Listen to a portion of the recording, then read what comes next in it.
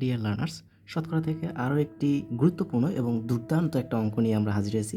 তো চলুন প্রশ্নটা আমরা দেখে নিই। প্রশ্নটা বলছে যে একজন ব্যক্তি একটি জিনিস এক্স টাকায় ক্রয় করে 56 টাকায় বিক্রয় করে যদি সে ব্যয়ের ওপর X% লাভে ব্যয়ের ওপর X% লাভ করে তবে তার ক্রয় মূল্য কত ছিল। এখানকার টার্নিং পয়েন্ট হচ্ছে ব্যয়ের ওপর X% লাভ।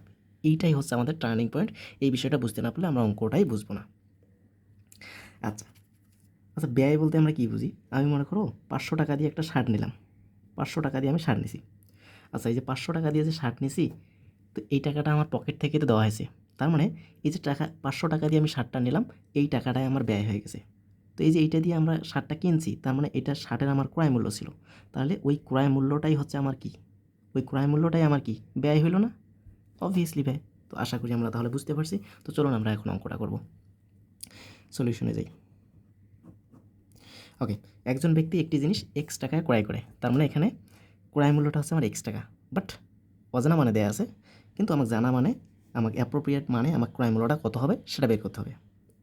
ওকে, তো ক্রয় মূল্য হচ্ছে এক্স টাকা, 56 টাকায় বিক্রয় করে। তো আমি একটু এখানে লিখে নিই। তার মানে ক্রয় মূল্য হচ্ছে আমার এক্স টাকা। ওকে, বিক্রয় মূল্য হচ্ছে আমার কত টাকা? বিক্রয় মূল্য হচ্ছে আমার কত? 56 টাকা। এটা আমার নির্দিষ্ট পরিমাণ দেয়া আছে। ওকে, যদি সে ব্যয়ের ওপর X% লাভ করে তাহলে লাভটা কত হবে আমার? শুধু আমার লাভের কথা বলছে, কার ওপর? ব্যয়ের ওপর কত পার্সেন্ট লাভ? X% লাভ। আচ্ছা, আমি যদি বলতাম যে আমার 500 টাকা দিয়ে আমি শার্ট কিনছি, আমি বললাম যে ওই শার্ট যে আমরা কিনলাম, তাহলে ওই ক্রয় মূল্যের ওপর যদি আমি 5% লাভ করি, ক্রয় মূল্যের ওপর যদি আমি 5% লাভ করি, তাহলে আমার কয় টাকা লাভ হয়েছে সেটা আমরা বের করতে পারবো না? ক্রয় মূল্য হচ্ছে 500 টাকা, ওই 500 টাকার ওপর 5% আমি যদি লাভ করি, 5% মানে হচ্ছে 5/100 টাকা, তার মানে 105, 5×5 = 25, তার মানে আমার কি 25 টাকা লাভ হইতো। এটাই তো, কেননা ক্রয় মূল্যের ওপর আমি 5% লাভ করতে চাইছি, তাহলে লাভ হয়েছে আমার কত? 25 টাকা। তো এখানেও আমার সেই কাজটাই করতে বলছে, সে ব্যয়ের ওপর X% লাভ করে। তো ব্যয় হয়েছে আমার কত? ব্যয় মানে হচ্ছে কি? ক্রয় মূল্যটাই আমার ব্যয়। তো ব্যয় হচ্ছে X টাকা, তাহলে X ব্যয়ের, এই যে র বা এর কথা আছে, তার মানে এখানে অবশ্যই এর বা গুণ অবস্থায় থাকবে। তাহলে ব্যয়ের অর্থাৎ ক্রয় মূল্যের কত কত X% লাভ, তার মানে X%। এটা হচ্ছে আমার লাভটা। তাহলে X এর মানে তো গুণ, X% মানে হচ্ছে X/100। তাহলে এখানে কাজ করলে কত হয়? X গুণ করলে হচ্ছে X² বাই হচ্ছে 100। ওকে, আশা করি এতটুকু আমাদের ক্লিয়ার হয়েছে। ওকে, এখন আমাদের ওই ছোটো বাচ্চার আমাদের প্রশ্নের দিকে যাইতে হবে যে লাভ বলতে আমরা কী বুঝি, ক্ষতি বলতে আমরা কী বুঝি, এই বিষয়গুলো অর্থাৎ ক্রয় মূল্য বিক্রয় মূল্য জানা থাকলে আমার হয়ে গেল। তো এখানে ক্রয় মূল্য আমার অজানা আর বিক্রয় মূল্য আমার জানা আছে। তো এই যে বিক্রয় মূল্য আমার জানা আছে, তো আমরা কি জানি? আমরা একটা সূত্র জানি না? আমরা কি জানি? লাভ কখন হয়? লাভ ইকুয়াল আমরা কি লিখতে পারি? লাভটা তখনই হয় যখন বেশি দামে বিক্রি করি, কম দামে কিনি। তার মানে বিক্রয় মূল্য আমার বেশি থাকে, ক্রয় মূল্য আমার কম থাকে। তাহলে বিক্রয় মূল্য থেকে ক্রয় মূল্যটা বাদ দিলে আমার লাভটা বের হবে। তার মানে লাভ ইকুয়াল হচ্ছে আমার বিক্রয় মূল্য মাইনাস ক্রয় মূল্য। খুব সহজ প্রশ্ন, খুব সহজ উত্তর। ওকে, জাস্ট এই সহজ বিষয়টা দিয়ে আমরা এই কাজটা করব। তাহলে এমপ্লাইজ দ্যাট, দেখেন এখানে আমি বের করব কি? বের করব, যেহেতু বিক্রয় মূল্য আমার জানা আছে, তো আমরা এখন মানগুলো একটু বসাই দিই। এই যে লাভ হচ্ছে X²/100 ইকুয়াল বিক্রয় মূল্য হচ্ছে আমার 56 টাকা মাইনাস ক্রয় মূল্য হচ্ছে আমার X টাকা। ওকে, তো আমরা চাইলে এক্সগুলো এক পাশে করতে পারি, না করলেও আমাদের সমস্যা নেই। তো এক্সগুলো যদি আমরা এক পাশে করি বা না করি, আচ্ছা না করি, আমরা আর গুণ করে দিই, তাহলে এখানে থাকবে X² আর এখানে 56 আর 100 গুণ হয়ে যাবে, তার মানে 5600 মাইনাস 100 দ্বারা এক্সকে গুণ করলে হচ্ছে আমাদের 100x। এখন আমরা সবগুলো এক পাশে করবো, তাহলে X² মাইনাস 100x টাইপ আসলে প্লাস 100x, আর মাইনাস এই প্লাস 5600 এই পাশে আসলে আমাদের মাইনাস 5600 ইকুয়াল হচ্ছে আমাদের কত? 0 থাকলো।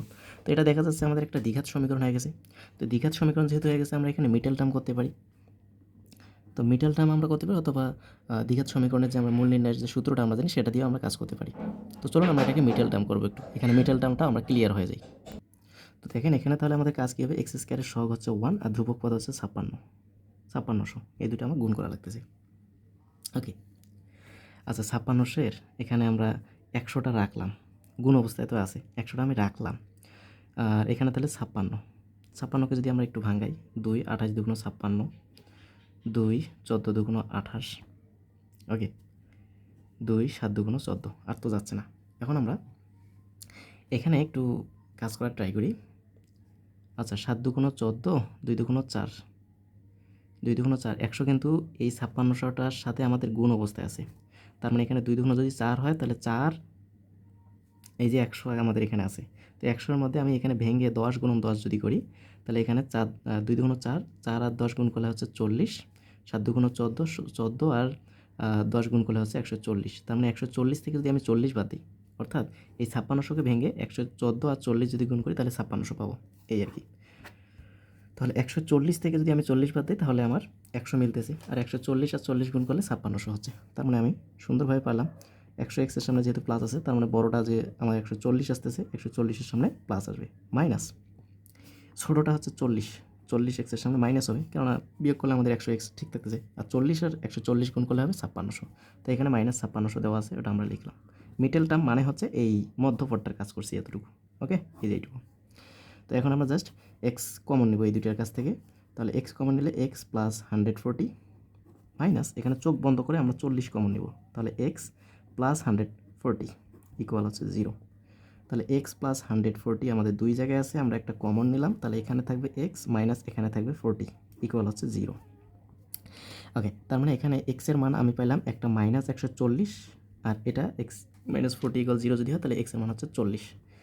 তো মাইনাস তো মান এখানে গ্রহণযোগ্য হতে পারে না, তার মানে অবশ্যই আমাদের এখানে 40টা হচ্ছে ফলাফল। তো এক্স বলতে 40, এক্স বলতে আমার ছিল ক্রয় মূল্য, তাহলে ক্রয় মূল্য হচ্ছে আমার কত, ক্রয় মূল্য হলো আমার কত, 40 টাকা। ওকে, তো এখানে আমার ক্রয় মূল্যটাই বের করতে বলছিল, এটাই হচ্ছে আমাদের কাঙ্ক্ষিত ফলাফল। তো চলুন তো আমরা একটু সত্যতা যাচাই করি, দেখি তো আসলে হয় কি না। আমার কি বলছিল, এক্স টাকায় ক্রয় করে 56 টাকায় বিক্রি করছি, বিক্রয় করে যদি সে ব্যয়ের ওপর X% লাভ করে, আচ্ছা ব্যয় বলতে হচ্ছে 40 টাকা, তো 40 টাকার যদি আমি X% লাভ, অর্থাৎ 40% লাভ হয়ে যাচ্ছে, এক্সের মান তো 40, তাহলে 40 বাই হচ্ছে 100। ওকে, তাহলে এটা আমার লাভটা বের হবে, এটা হবে আমার লাভটা। দেখি কত আসে, 0 0 0 0 কাটা, তার মানে হচ্ছে 16, তার মানে 16 টাকা হলো লাভ, 4 16 টাকা হলো লাভ।